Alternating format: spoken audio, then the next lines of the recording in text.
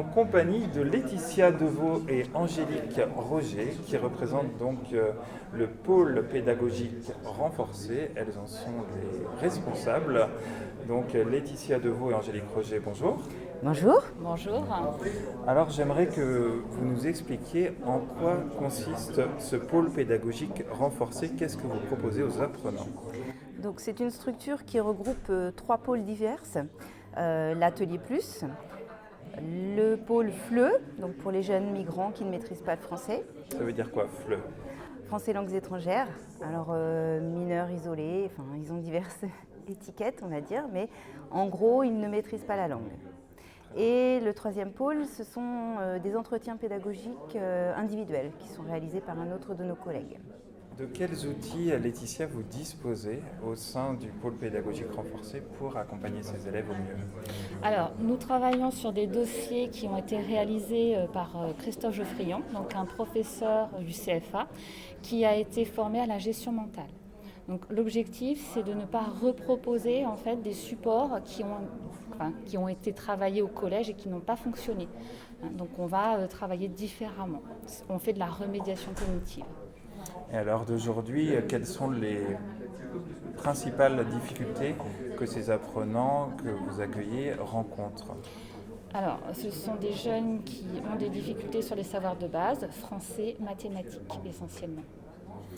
Et vous êtes entouré de différents professeurs pour les accompagner, ou c'est vous deux essentiellement qui gérez l'ensemble de leurs difficultés? En fait, nous sommes 4 à intervenir au sein de la structure et on travaille en collaboration avec les professeurs, mais au sein de la structure, nous sommes 4. Combien d'apprenants vous font appel alors d'aujourd'hui, en cette année 2019 à peu près? On est au moins à 160, si je ne me trompe pas.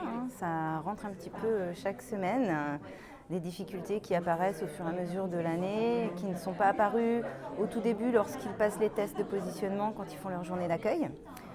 Et puis là, on a fait les premiers bilans, par exemple pour les premières années, et on se rend compte que des jeunes sont en difficulté en classe entière, ont besoin d'une pédagogie un peu plus individualisée. Donc c'est pour ça qu'on leur propose de venir. Mais la capacité d'accueil, elle va finir par être atteinte. Vous allez proposer aujourd'hui donc une présentation des outils mis à disposition pour ces apprenants. Alors oui, nous avons amené quelques dossiers avec nous. Nous avons mis des petits diaporamas qui défilent pour voir un petit peu comment se passe une séance à l'atelier, au pôle FLE et en entretien.